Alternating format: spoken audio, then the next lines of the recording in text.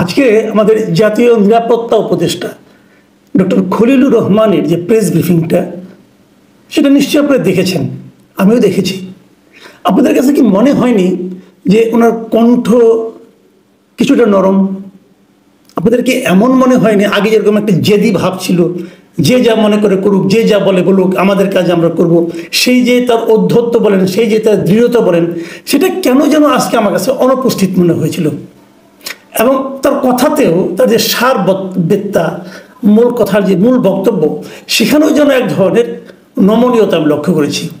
উনি কি বলেছেন সেই মানবিক করিডোর নিয়ে, যে রাখাইন রাজ্যের জন্য একটা মানবিক করিডোর দেওয়া, সেই বিষয় নিয়ে উনি কি বলেছেন আজকে, যেটা নিয়ে নাকি এর আগে আমাদের পররাষ্ট্র উপদেষ্টা বলেছিলেন যে আমাদের নীতিগত সিদ্ধান্ত হয়েছে মানবিক করিডোর দেওয়ার। সেই প্রসঙ্গে উনি যেন একদম উল্টা পথে হাঁটলেন। উনি বললেন যে করিডোর নিয়ে কারোর সঙ্গে কথা হয়নি, এবং আরো বললেন যে কারোর সঙ্গে কথা যেমন হয়নি এবং কারোর সঙ্গে কোনো কথা হবেও না। মাথায় রাখবেন কিন্তু, এবং আমি আপনাদের রিকোয়েস্ট করব এটা আপনারা স্মরণে রাখবেন যে কারোর সঙ্গে কোনো কথা হবে না।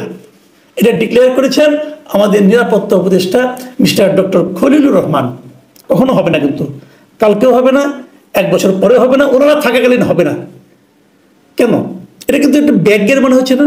আমার কাছে মনে হচ্ছে। এখন এই ব্যাকগেরের পেছনে কি কারণ, সে আলোচনাটা আমি করছি। তার আগে এই আজকে যেটা সংবাদ সম্মেলনটা হয়েছে, সেখানে উনি কি বলেছেন দেখেন, আমি ওনার কথাটুকু পড়ে শোনাই। মানবিক চ্যানেল আমরা দেব কি দেব না, এটা আমাদের সার্বভৌম সিদ্ধান্ত। মানবিক চ্যানেল নিয়ে আমেরিকা বা চীন কারোর সাথে বাংলাদেশের উপর কোনো চাপ নাই। মানবিক চ্যানেল তৈরি হলে তার পুরো দায়বদ্ধতা থাকবে জাতিসংঘের উপর। বাংলাদেশ শুধু বর্ডারে নিরাপত্তা দেবে। খেয়াল করেন, তার মানে আমাদের নিরাপত্তা দেওয়া ছাড়া আর কোনো কাজ নাই।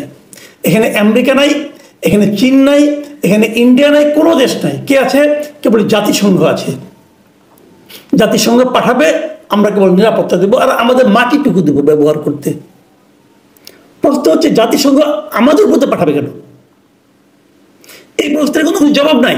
এবং উনি আবার বলছেন যে উনি আবার আমাদেরকে একটু করিডোর কাকে বলে একটু বোঝানোর চেষ্টা করছেন, যে করিডোর হলো সেটা যেখানে নাকি মানুষকে সরিয়ে নেওয়ার কাজ হয়।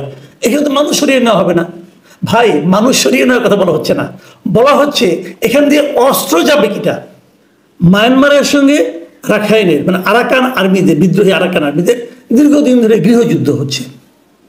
সেই গৃহযুদ্ধে আমরা জড়িয়ে যাব কিনা, এটা হলো বেসিক পয়েন্ট। অন্য আলাপ বাদ দেন, লোক যাবে না মানুষ যাবে, এই আলোচনা কিন্তু হচ্ছে না। হচ্ছে যে রাখাইনের সঙ্গে যে মিয়ানমারের যুদ্ধ হচ্ছে, সেই যুদ্ধে আমরা জড়িয়ে যাব কিনা, জড়িয়ে যেতে চাই কিনা, দ্যাট ইজ দ্য পয়েন্ট। বাকি আলাপ তো হচ্ছে না।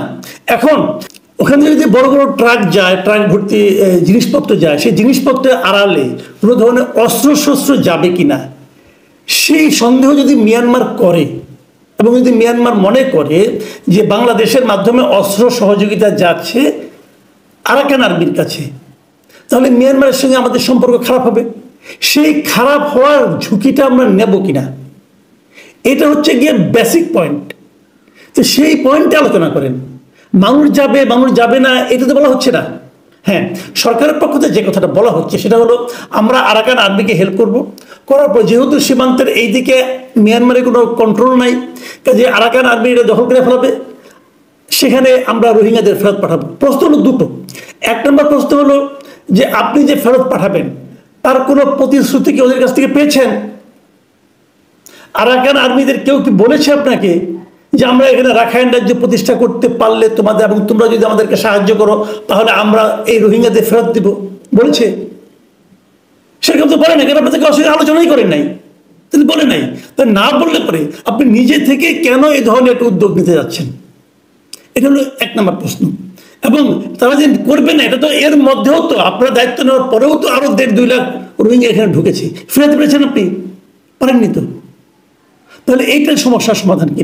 আর দ্বিতীয় কথা, আরাকান আর্মি যে রাখাইনটাকে স্বাধীন রাখতে পারবে তার কোনো গ্যারান্টি আছে?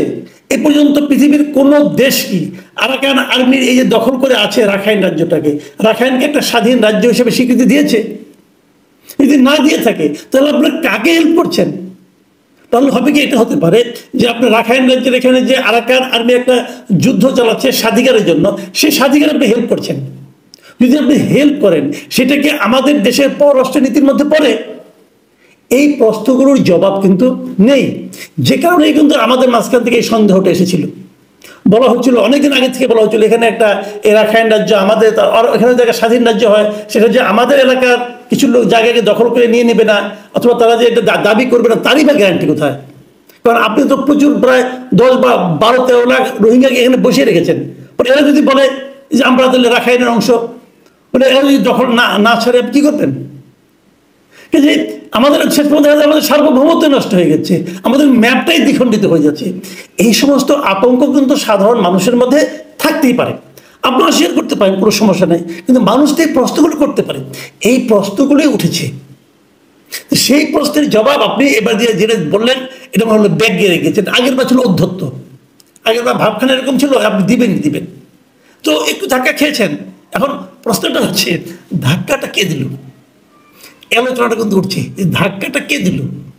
কার ধাক্কা খেয়ে, কার ধমক খেয়ে উনি ব্যাগ গিয়ে দিলেন? এই আলোচনাটার সঙ্গে নানা ধরনের জল্পনা কল্পনা, নানা ধরনের কথাবার্তা আমরা কিন্তু শুনছি।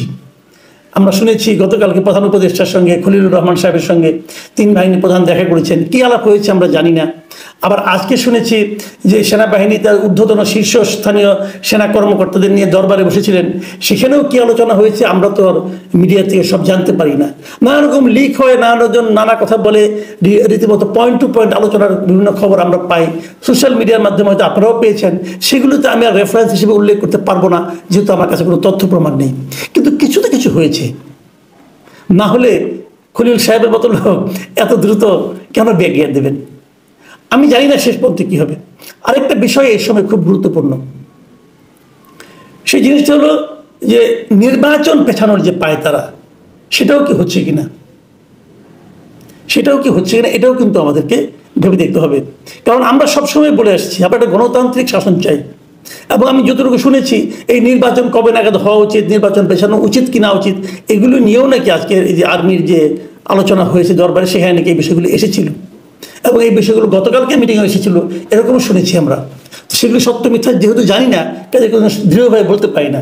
তবে আমি মনে করি এখনও সরকারের মাঝখান থেকে, অথবা সরকারের যারা নাকি অনুগত, অথবা সরকারের গভর্নমেন্ট স্পন্সর যে পলিটিক্যাল পার্টি এনসিপি, তাদের মধ্যে কিন্তু সে ধরনের একটা প্রবণতা আমরা লক্ষ্য করছি। আজকে এনসিপির পক্ষ থেকে নির্বাচন কমিশনকে ঘেরাও করা হয়েছে, এবং তারা দাবি জানানো হয়েছে 2টা দাবি। একটা হলো স্থানীয় সরকার নির্বাচন তারা আগে চায়, আরেকটা হলো এই নির্বাচন কমিশনের অপসারণ চায়।